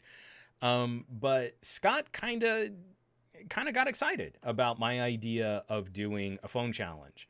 So I put out the challenge to record a podcast. He didn't submit a podcast, but he was inspired to take a look back at the Pixel 4a 5G, and he shot and recorded audio entirely off of the phone. And I just like it's really exciting watching someone kind of do that for the first time. You know, you can also see some of the areas where he wasn't framing as well as he could have. Like he's not practiced in doing this, but at the same time, he still ended up with this beautiful looking 4K video shot entirely from a phone. So he is gonna be putting out Phone Challenge for May, and the video is out. It was released over the weekend. Phone Challenge 2: make a video intro with your phone, and he's hooking up a giveaway. And he's not putting out a prize, he's just straight cash. So if your video intro, you don't have to do a full video, he wants you to make like a little intro. So I had him on over the weekend. We chatted for a while. I cut that down because it was a lot of me rambling, and you already get a lot of that on the podcast. So I'm going to cut to that, and we're going to spend some time. This is a conversation with Scott Peachey to talk about Phone Challenge May 2021. Record a video intro with your phone. I'm going to cut to that, and I'll see you all live again on the other side of this video here. Like, I mean, just you don't. I have the button. You couldn't do that. Yeah. I couldn't do any of it. Like, we could be live, we could be not live. We're all the lives, none the lives. No way to know. There's no way to know. Scott, thank you for joining me. It's been really exciting over the last couple of years, finding a few more voices in the tech community, in the tech space, that are kind of game to have a little bit more fun with the kinds of conversations that we've been having. Mhm. So I for just extending the appreciation. Thank you for jumping on and for having this chat. Oh yeah, absolutely. I've really been digging your stuff. Dude, Watching your videos. I like fangirl over your stuff, so it's one of those things like just to be on your podcast, just to be, consider you a friend and things like that. bouncing good ideas off of one another, but it's like, yeah, I'm not the only person thinking we should do these things. I'm not Yeah. the only one that's kind of not, I guess, put out is a good way to say, like, yeah, okay, Apple, we get it. You do stuff. All right, Samsung. Yep, we got it. You do stuff. Now show me something else. Show me other brands. Show me what I can do with the art of the possible. I think one of the things that's been motivating my crankiness in a lot of my videos recently has been looking at my family and friends. They'd get a new phone, they'd get a new laptop, they'd get a new TV, and they'd be so excited. And now it's this like this palpable exhaustion. I've got to get a new phone. Yeah. I'm just setting up my new phone is going to be exhausting, and that kind of hurts my soul. Funny that you mentioned it because this is one of those things like, and my wife, she's by no means like uh not ignorant when it comes to tech. She's very savvy, but she has Hmm. an iPhone. She has an iPhone 10 actually. And she is obsessed with this Harry Potter game. She's been playing this Okay. game for legit like 3.5 years. It feels like an eternity for the entire time she's had her phone. And she flat out refuses to get another phone because she's afraid that she might lose the progress, even though you can create backups in the cloud and yada, Sure. yada, yada. She's like, I don't want to do that. And then the concept of, oh my God, I don't want to go like this is set up the way that I want. I would Yeah. rather use antiquated tech than be excited about other things because it truly is like it actually is like an act of just sheer will to get something done for new tech. Whereas I'm like, no, I want to tinker. I want to do those things. Hmm. There's got to be a better way to get excited about that tech again. And you're Right. starting to see some like, and again, I'm a big Google Pixel guy. You know this, and everybody who watches anything related to mine knows I'm kind of like the Pixel dude. I mean, in a couple weeks, I can't wait to hear your thoughts on Pixel 8. So, I know it's gonna come out. Pixel 16, what you guys don't know is it folds twice. It's and amazing. But for me, it was about, "Oh god, there's gotta be a better way to use," and Google's done a really good job of making it easier. we've kind of allowed this lowest common denominator definition of a smartphone to root into consumers' minds. And yet, we're also at the same time telling them, like, well, you need the latest and greatest. How can you Yeah. do anything on a year-old phone? That's garbage now. Is there really is such and such phone worth it in 2021? Can such and such a phone work in 2021? Yeah, it can. Totally Yes. can. And no The answer question. is yes. The answer is Yes. yes every single time, but still click on my video. Right. That's the big thing that I've noticed, like, I have an original OG Pixel. I have no problems about the photos, no problems about the compute, Yeah. no problems about any of that, but boy, that battery life. That now the battery life, yep, we definitely need upgrades in that space. I don't know anything other than gaming that you would notice, but, like, I'm not a big gamer when it comes to that, like, I play Among Us and Mhm. Roblox with the kids, but that's about the extent of my gaming. But Well, I just that's kinda the good segue, yeah, Scott. It's actually almost it like is. you host your own, like, live streams and you guide these kinds of conversations. I love it when I have other content creators on because it's like Right? where a conversation of ours naturally goes. Yeah, It makes me look like I'm a great interviewer you when I'm are. really not, You're and then I like to phenomenal. call it out. So, like, I like to point out what's happening here right now because that's how good interviews work. That's exactly where I got so excited that you wanted to jump on board doing a phone challenge. Yeah, I put my first phone challenge out kind of as it was one part just like the frustration of continuously saying this and then not doing it. Like I'm telling people do more with your phones. You can do more with your phones. I've got to do something to demonstrate yeah. that. And then when you kind of caught on to the idea, your first concept, I was just blown away. Like that is such a fun kind of challenge. You already have your There challenge is. Yep, video out. People it's can already go out. already go and catch it. But if you don't mind, talk people through what is your challenge? What are you asking someone to do with their phones? Yeah, so the big challenge again, I saw yours with the make a podcast on your phone, and actually that video inspired me to make my entire 4A 5G 6-month review video completely on the Pixel 4a 5G. It's so good. But because I did it by default, like I did it on purpose because so you inspired me. I was like, you know what? That's a really great idea. So I'm going to do an entire 6 months. I walked around in the middle of a field at like a school. I'm sure that I look like a weirdo, but the point Yep. is like that's filmed in 4K 30. It looks phenomenal. Like, it looks great. You did the podcast idea. We both love video. So this is where phone challenge number 2 was born. It's to create a 10 to 15-second intro using just your phone. Now, people again tend to go, "Oh man, I don't even know how to edit. I don't know how to do any of those things. I don't know what software to use." My video talks about some of the different softwares that you can use for Mhm. iOS or Android. For my example, I use Adobe Rush. Now, full Nice. disclosure, I am not an Adobe person. I don't use Premiere Pro. I use Final Cut Pro. So there's where I had to teach myself how to use Adobe Rush. I Mhm. learned it in about 30 minutes. 30 minutes playing around with some of these thoughts. Like, okay, I have this idea that I want to do this cool transition between, Pixel devices and then showcase like, hey, this is my channel. It's about 12 seconds. It's 12 Mhm. seconds, 12 or 13 seconds. The idea is to show you with just a little bit of planning and a little bit of thought, it's not the phone that stops you from making the content. That's not Right. it's not the phone. The mid-tier phone can handle it. No questions handle it.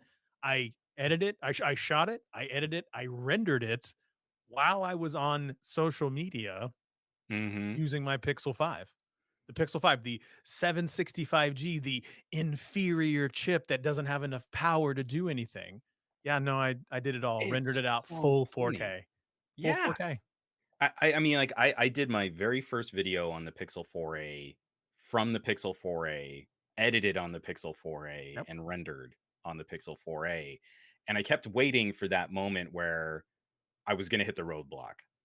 Way back in the day when I was at Pocket Now, we did, an iPad Pro video. Like, could we Mhm, actually as video professionals, could we use an iPad Pro to really get this done? And mhm. we kept, like, hitting this wall, like, if I need to do this, then I need this, and I can't do that.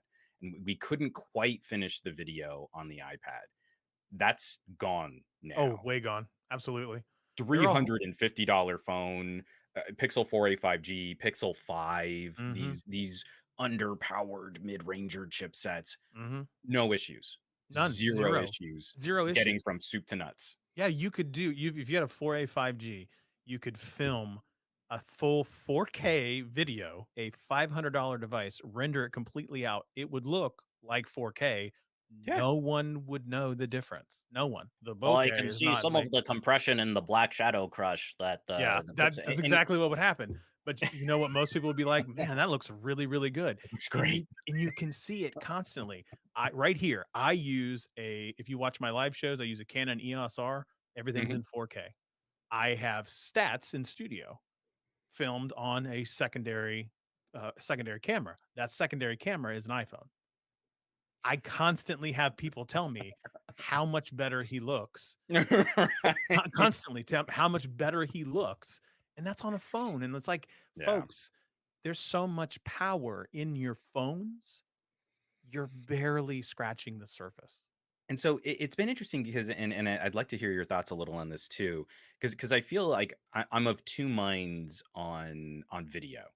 Um like, for example, on my Discord, I just recently shared these kids were in the smartphone filming subreddit, and they showed off like this video project that they did for school, and it's two kids, a Galaxy S10, and a motorized gimbal, and then it's this like cornball school project. But they're lining up shots. They're doing a tracking pan. They're doing ground level, they're doing like for like that extreme perspective. One of them's Oh, holding yeah. like this Nerf gun, and it's just so cornball and over the top, but it looks Mhm. like the exact camera angle you would have seen out of John Wick. Yeah. Oh, how intense, the barrel's pointing like right at the camera. And you're like, that's two nerdy kids, a two what almost 3-year-old phone. Uh-huh. The shots look way better than they should.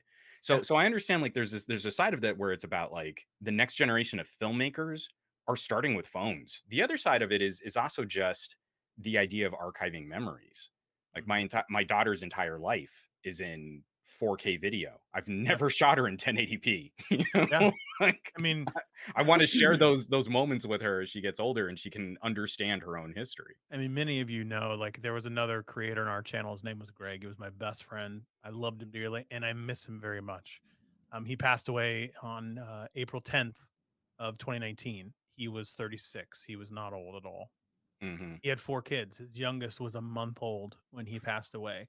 That child's never going to know his dad, but I have over 85 hours worth of video and then count hundreds, if not thousands, of photos of our 2 families interacting with each other to be Yeah. able to show them this is what your dad was like. This is how Mm-hmm. funny your dad was. And how many times do we know and we hear of people that desperately are holding on to a voicemail from 10, 15, 20 Right. years ago because it's the last voice that they have of that individual. But because of the time that we're in right now, I can pick up my phone and I can capture a memory, a moment for later in time for to go, I remember that we did yada, yada, yada, and then joke about whatever it is. Or, God forbid this happens, have the moment that I just talked about. The person is not here anymore. And we Mm-hmm. have 85 hours worth of them laughing and telling jokes and seeing how incredibly smart they are, how incredibly articulate they are, how goofy and corny and Yeah. nerdy all of them are. We have that moment and it lives and walks with us in our pockets every day. I can do everything from my phone.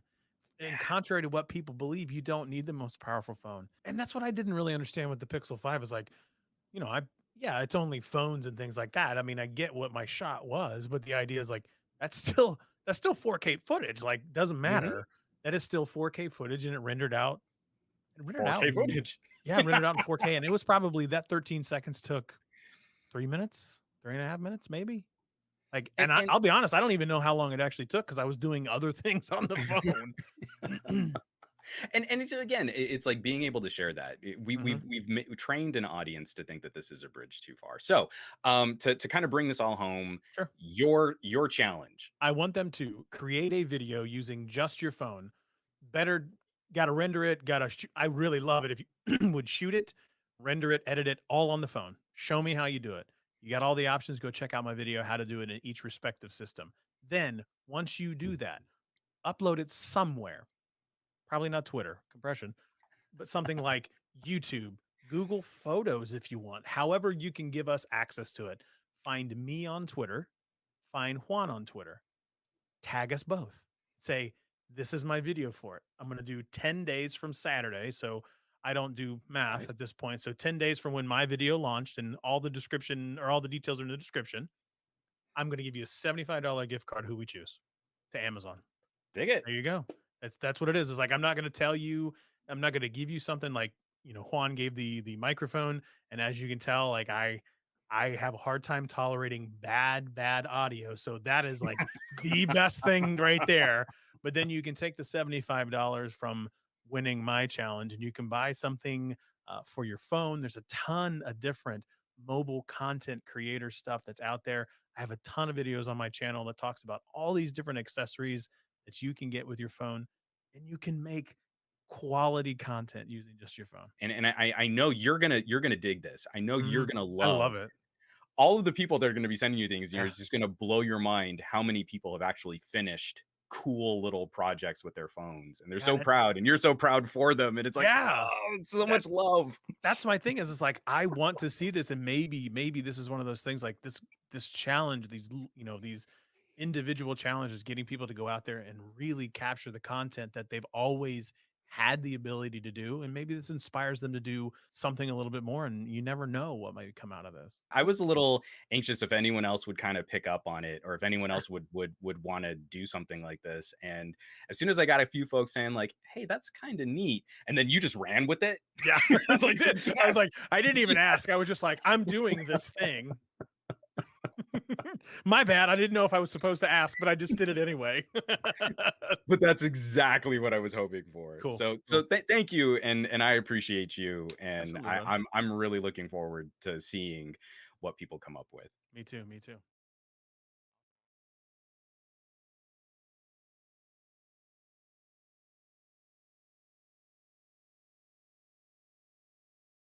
Oh, it just sort of reset itself there. Yes.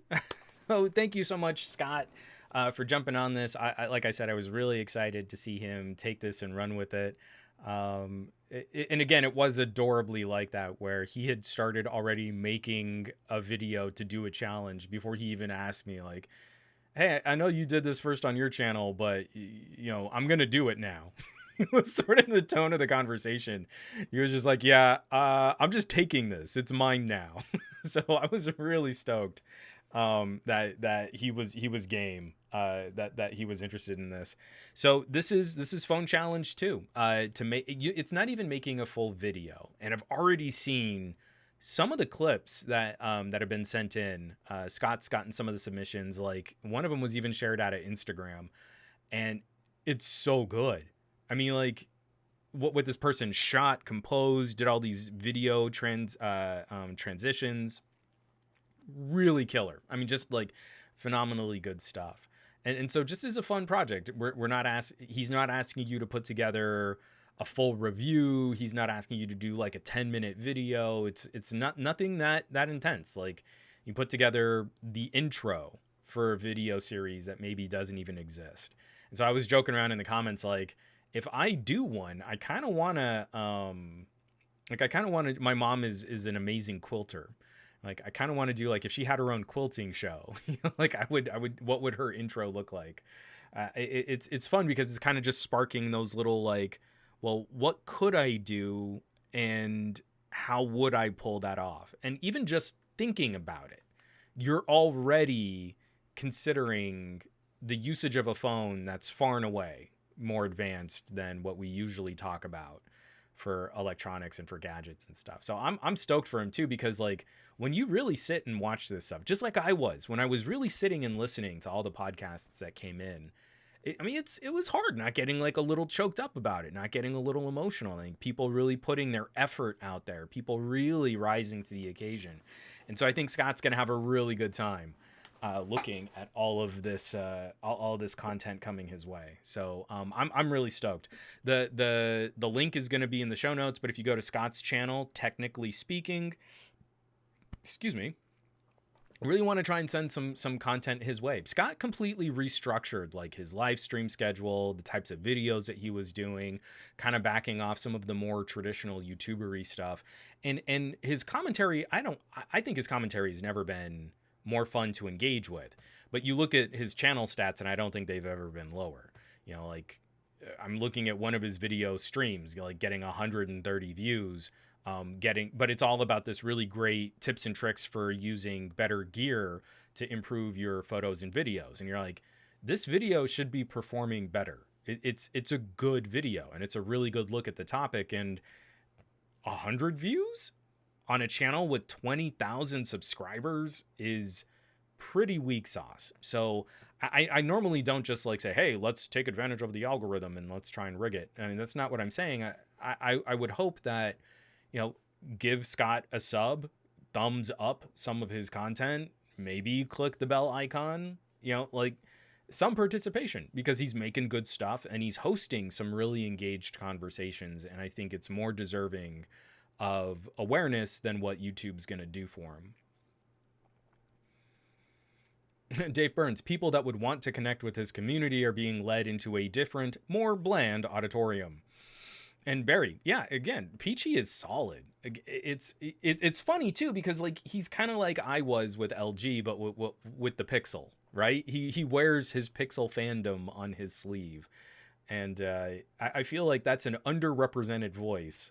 When I say nice things about a Pixel in one of my videos, I get this outpouring of, oh man, I'm so glad you actually gave the phone a fair shot, or I've been trying to tell people this is a cool thing about the Pixel and no one listens to me. Like, there's no surprise that if you go to a tech blog and they just slam LG constantly, and they slam Pixel and Motorola and every other brand, they're slamming OnePlus right now. OnePlus is definitely one of the whipping boys in LG's absence. And then you, like, talk to them, he's like, yeah, man, our LG coverage gets, like, no traffic. People just don't care about OnePlus or Motorola. Like, we put out reviews and then people don't watch them. And you're like, yeah, because you're talking to people that mostly already own the phone, telling them what a terrible, terrible decision they've made in buying that phone. And they probably like the phone. no big surprise, they're not coming back to look at the rest of your content. So it's really funny. Like, we're learning the wrong lessons from all of this social media manipulation of our content and feed, and it hurts channels like Scott's. Technically speaking, with 20,000 subscribers, technically speaking, should be hitting a lot harder than they currently are. So I hope you'll go and check it out. But more than anything else, I hope you'll participate. Make something. It doesn't need to be perfect. It doesn't need to be the most amazing intro sequence. My intro sequence for my videos is a black screen and then a pop sound effect and the title, Some Gadget Guy, in green letters. You have to be able to beat that. Every single of the 49 people that are currently streaming this just on Twitch, all 49 of you should be able to beat my intro pop for the videos on my channel. That is the gauntlet that I am throwing down here. You have to be so amazingly terrible at using a phone if you cannot beat my intro of green text. So prove me right. Dave Burns, you dare to overestimate me. Oh no. Literally anything beyond green font should be able to beat the intro on my videos. McCorcoran 3 nails it. Creating art makes your soul grow. A quote from Kurt Vonnegut. From Loki Ted, I'll use a fart sound effect in place of the pop sound effect in my intro. Still better. Still more of a commentary on what you might be talking about if you choose that sound effect instead of the one that I'm using. Still an improvement. Again, more consideration than anything that's going in. From Paul Puri, I'll make a popping sound effect and the name of my channel in CGI. Cue explosion. You throw an explosion effect on your intro, it's gonna be more effort than what I put into mine. But again, you can sit here and joke about it. Literally, in the time that you've been taking to joke about putting a fart sound effect behind green text, you could have already done it. Like, seriously, you could have opened up an app on your phone, put in, the name of your channel, Heiki, and then, you go and find a fart sound. You could have already rendered this and submitted a contest entry for Scott's contest here. But again, I'm wanting people to step up and actually try. I am not interested in someone, I mean, again, it's funny to make those jokes, but I am not interested in someone sending Scott a bunch of fart videos just because, like, it would be real funny if I didn't really do your contest, brah. And something tells me he'll disqualify anything that's kind of like stupid low effort or is kind of making fun of what he's trying to accomplish here. But seriously, like, do it. I have a wide shot of a field behind your house and, do like a little text in kind of a cinematic, bordered font. That's an intro. You thought about it, you crafted it, you framed it, you shot the video, you put text on top of it, you rendered it and uploaded it. And that shows effort and it satisfies creativity. And it's something that people struggle with when they're trying to do their own content on YouTube. And you can do it. Not only can you do it, you can do it entirely from a phone that costs $100. Again, it's trying to get this message out. I've said it before and I've shared this story on the podcast in the past, but my uncle found a box full of old film reels and slides from an old slide stills camera that my grandfather had. And I get to see my grandfather and my grandmother in their early 20s, maybe even their late teens, dancing. And they're cutting a rug swing style with some jitterbug. And like, this is not the grandfather and grandmother that I know. I don't know those two young people with their whole lives ahead of them. But an old shoebox survived. And we were able to scan that content and digitize that content so we could play that content again. And then I look at my daughter and you're like, I want her to have some of that. The photos and videos that we were able to kind of save from when Marie and I were first getting together and, digital cameras were just becoming a thing, and she can kind of see some of that. But her life, she's going to have access to the most memorable and exciting experiences that she got to grow up with. And someone pointed it out in the comments that there are a couple slow motion videos that I've shot of Lex. So there have been some moments where Lex was not captured in 1080p. But let me tell you that moving forward, even if I'm going to be shooting slow motion, it's still going to be in 4K from now on. I'm telling you, like, shooting her Easter egg hunt this year in 4K 120 and slowing that down to 30 frames per second is amazing. It's hilarious watching these little girls fight over Easter eggs. But anyway, that's the big contest. Scott, Phone Challenge 2. I want you to go check out his video. I want you to give him some thumbs up and participate and check out some of the stuff on his channel. And then I want you to try and make something. I want you to try and do something because, again, it's not like you're going to do this forever. I'm not saying anyone's going to walk away from this challenge and be like, oh, I'm going to be a YouTuber and make all my money just doing online content creation. But you'll have learned something about your own abilities and your own storytelling. And I promise you, some of it's going to rub off. Some of it's going to transfer.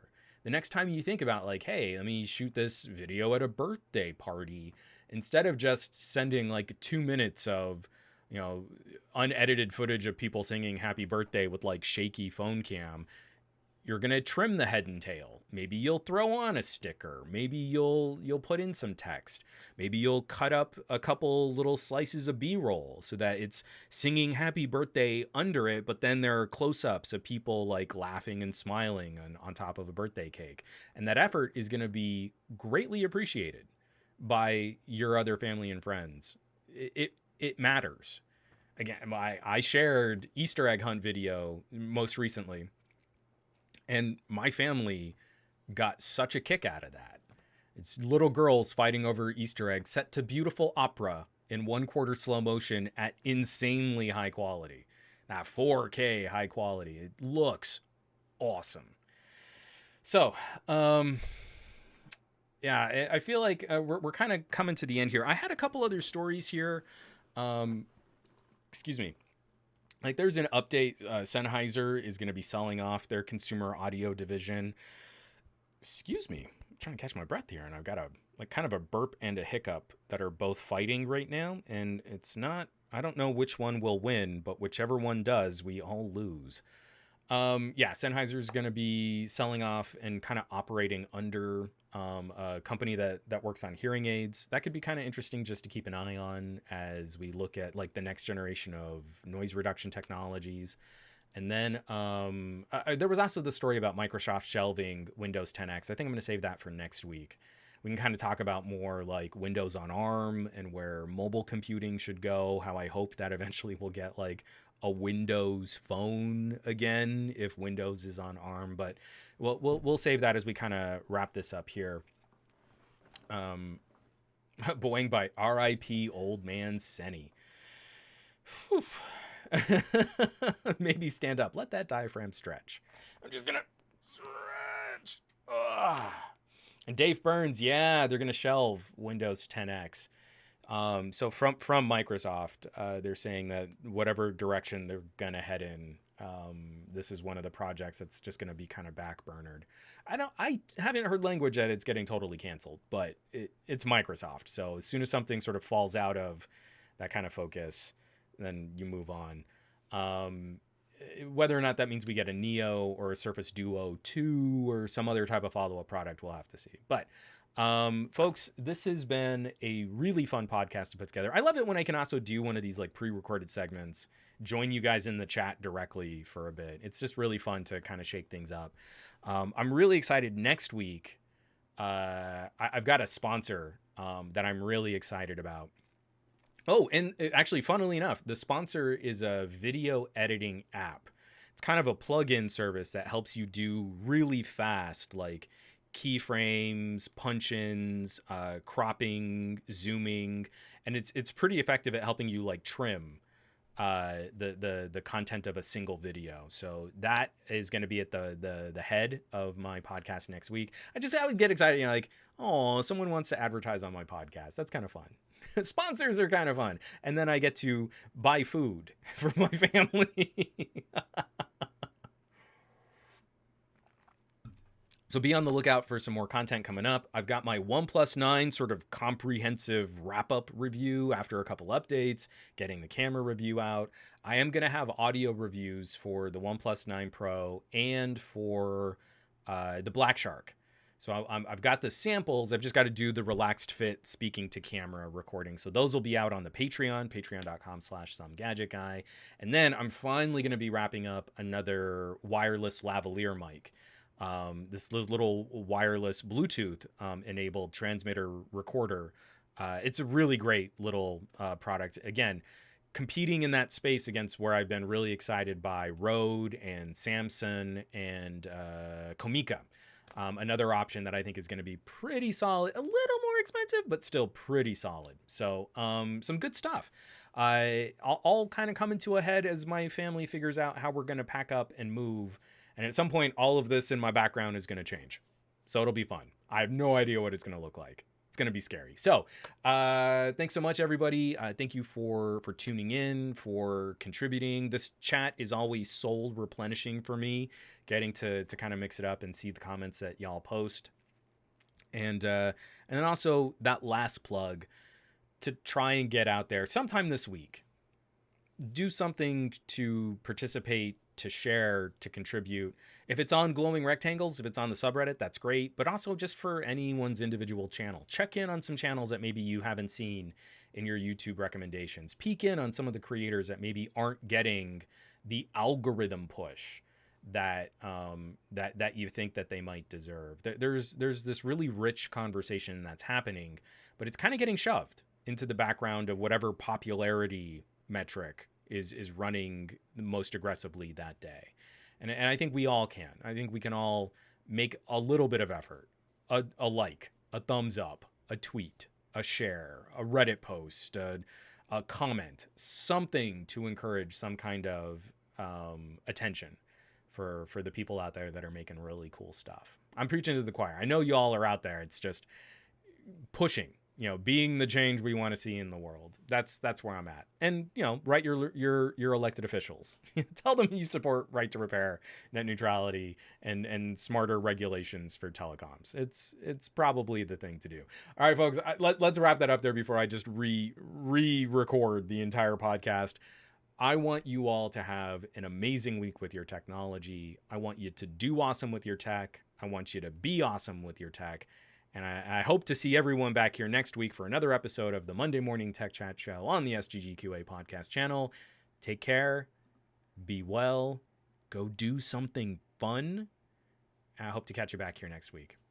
I love you all.